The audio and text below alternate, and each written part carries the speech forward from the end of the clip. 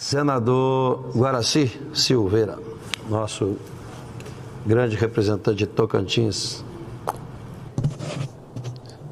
Senhor presidente, senhores senadores, nação brasileira que nos ouve e nos assiste pelos meios de comunicação da Rádio Senado, que é a grande opção saudável para todo o povo brasileiro. Eu gostaria de refletir um pouquinho, meu presidente, sobre um pouco da história mundial, vendo como o mundo começou, tribos esparsas, sem leis, sem dogmas, sem códigos, sem constituições. E isso veio durante muito tempo. E criou-se as famílias, os clãs, as tribos, depois nações. Algumas se constituíram em cidades-estados, como é o exemplo da antiga Grécia. E quase nenhum desses reinos antigos tinha algum tipo de lei ou algum código que os disciplinasse. E o tempo foi passando. A humanidade começa a ter os primeiros códigos, e com o Código de Hammurabi, surgido talvez pelo ano 1800 a.C., depois nós temos o Torá, parte da Bíblia Sagrada, que começou a ser elaborada mais ou menos no ano 1400 a.C., concluída praticamente no ano 100 depois de Cristo. Mais tarde, um outro código que vai aparecer, justamente o Alcorão, elaborado mais ou menos pelos anos 630, 640 da era cristã. Mas tanto a Bíblia Sagrada como o Alcorão misturavam muitas vezes um pouco do código disciplinar humano, leis que deveriam reger, e como leis religiosas, que começaram a orientar os povos. Mas grande parte, meu presidente, da história humana, a história humana foi governada sem um código e sem regras de conduta e sem leis. As sociedades eram regidas ou dominadas por reis, senhores, que tinham a lei de acordo com a sua cabeça e de acordo com a circunstância. E isso veio durante muito tempo, muito tempo. E até que chegou num ponto quase de estrangulamento dessa situação.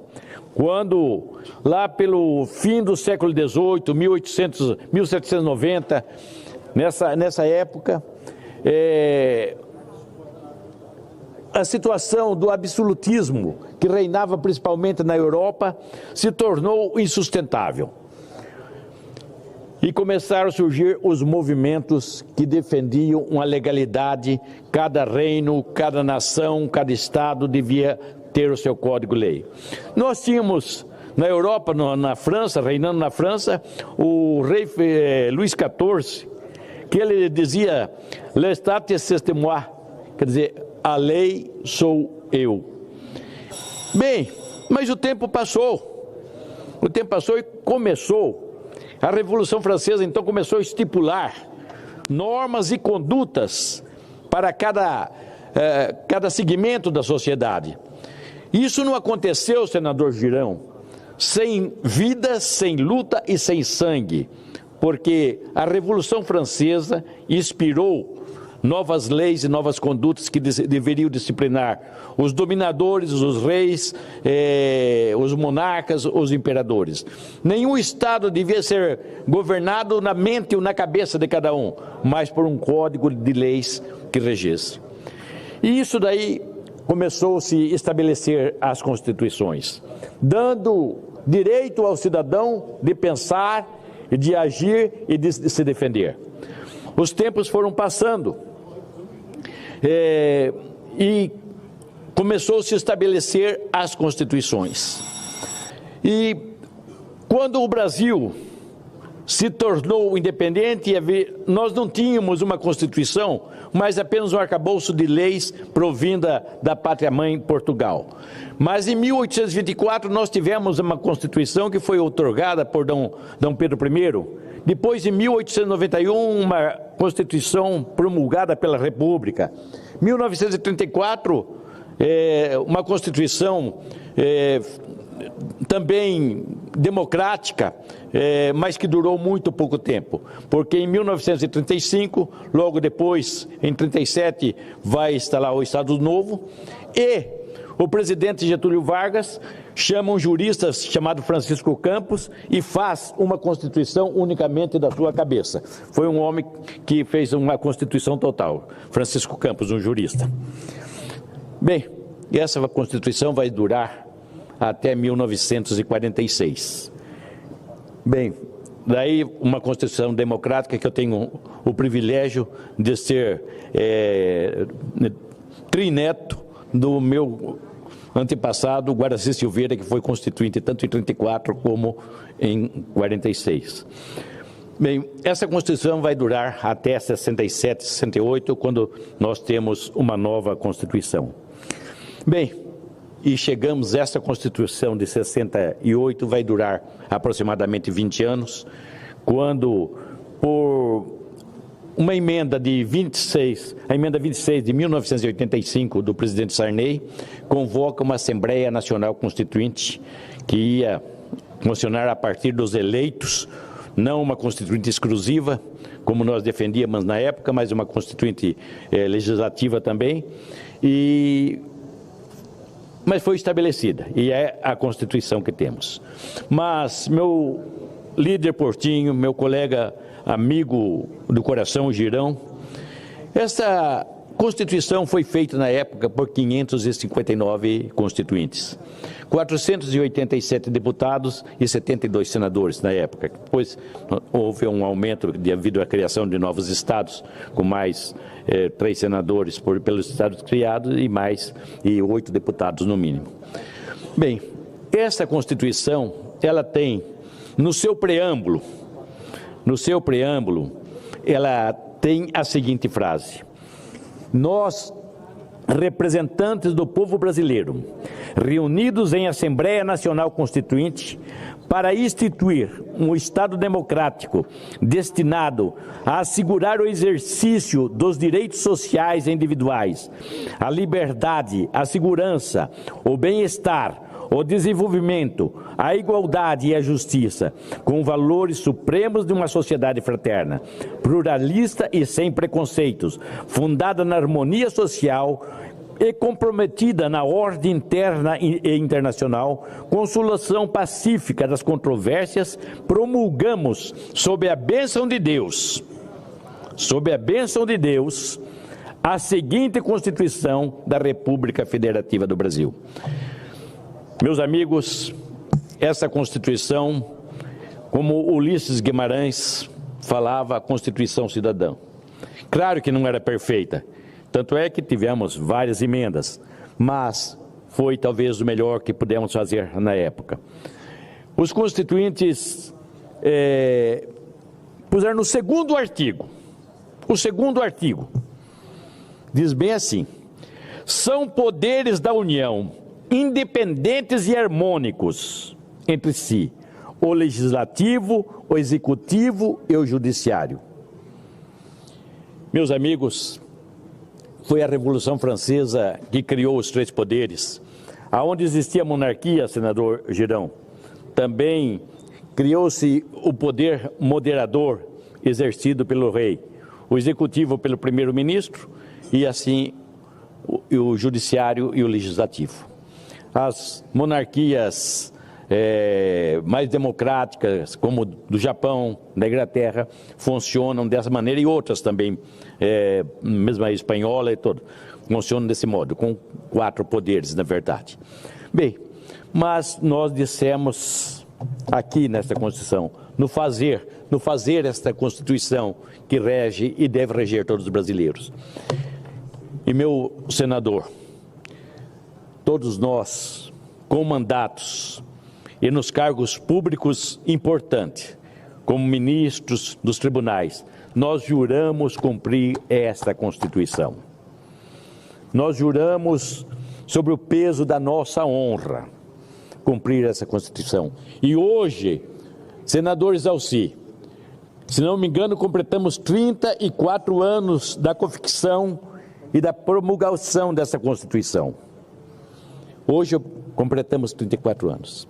Era um dia para estarmos extremamente alegres, porque o momento que nós participamos, talvez, lembrando o romance de James Cooper, o último dos moicanos, talvez eu seja o último dos constituintes vivos. Então, senhores, eu quero dizer que hoje eu vejo com tristeza, não a obra que fizemos, mas a violência que está sendo feita com a nossa Constituição. E a violência principal é quando, senador Campos, senador Girão, meus colegas senadores, povo brasileiro, quando artigos da nossa Constituição são rasgados, e muito mais, quando o artigo 2º, que deve ser uma cláusula pétrea, não é respeitado. E isso nos entristece, isso nos preocupa. Qual é o Brasil que nós estamos deixando ou transferindo para a nossa geração futura? Qual é o Brasil? Qual é a segurança, senador Campos? Qual é a segurança que nós temos? Se esse daqui seria o pai, a mãe de todas as leis geradas dentro do Brasil, não está sendo respeitada. Mas nós todos juramos honrar, obedecer e defender esta Constituição. Mas, senador Exalci, meu presidente, neste momento, nós juramos cumprir e fazer cumprir esta Constituição. Aonde nas monarquias constitucionais, elas regem o poder moderador. E mais ou menos no Brasil, senador Exalci, o Senado deve exercer esse poder moderador como se fosse um quarto poder. E só o Senado tem esse poder. Nós não podemos estar nesse confronto constantemente de coisas aqui aprovadas, ali desaprovadas, aprovadas no Executivo e lá desaprovadas. Não. O artigo 2º, minha gente brasileira, meus companheiros, diz que essa Constituição deve ser harmônica, todos devem obedecer e nós todos juramos obedecer. Não é pelos cargos que temos, mas por uma nação que precisa de segurança jurídica. É isso que o nosso Brasil precisa. Os nossos filhos, nossos netos, a nação do porvir precisa de segurança jurídica. Então eu conclamo a este Senado, pelo patriotismo que cada um de nós devemos ter, conclamamos que exerçamos esse poder moderador do Senado, para que não deixemos que essas sejam casas de briga, nem o Legislativo como todo é o Congresso, mas que haja paz entre nós, entre o Senado e a Câmara, que haja paz entre o Congresso e o Judiciário, e assim como a Presidência da República, que ninguém pode trabalhar, nem nada se constrói fora da paz. Existe uma história bíblica que eu gostaria de contar nesse momento. Existia um rei, o mais famoso rei de Israel, e este rei se chamava Davi. Ele trabalhou e fez uma grande fortuna, e o objetivo dessa grande fortuna de Davi era construir um templo magnífico para Deus Jeová.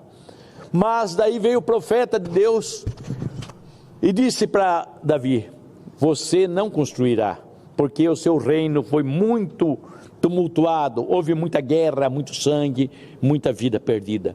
Mas o teu filho Salomão, que governará sobre um reino de paz, este sim construirá uma casa em louvor ao meu nome. Isso nos traz uma mensagem para o dia de hoje. Senador Girão, senador Júlio Campos, nada se constrói na guerra, nada se constrói no atrito.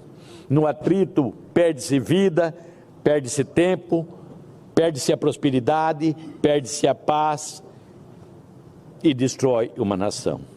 Nós precisamos cumprir essa Constituição, que ela foi feita para a harmonia dos poderes, que o Senado exerça esse poder moderador que o Senado tem de acordo com a própria Constituição, que o Senado exerça, para que esse país tenha paz, porque só sobre a paz, em cima da paz, que se constrói um futuro e que se constrói a prosperidade. E esse é o dever de cada senador, de cada ministro, de cada presidente, de todos nós. Queremos fazer um Brasil pleno de realizações, mas nada nós construiremos fora da lei, não há segurança fora da lei. Nós precisamos gerar um Brasil muito melhor para a geração do porvir, porque senador Girão, senador Isalci, nossos filhos, nossos descendentes são mais importantes que nós. A nação do futuro é mais importante que nós. É para eles que nós temos que trabalhar, deixar um legado de paz, de segurança, de prosperidade. Por isso, espera a nação brasileira de todos nós. Deus abençoe o meu Brasil, Deus abençoe a nação brasileira, Deus abençoe. E que cada um de nós cumpramos nosso dever, assim a sociedade espera de nós. Deus abençoe todos. Muito obrigado.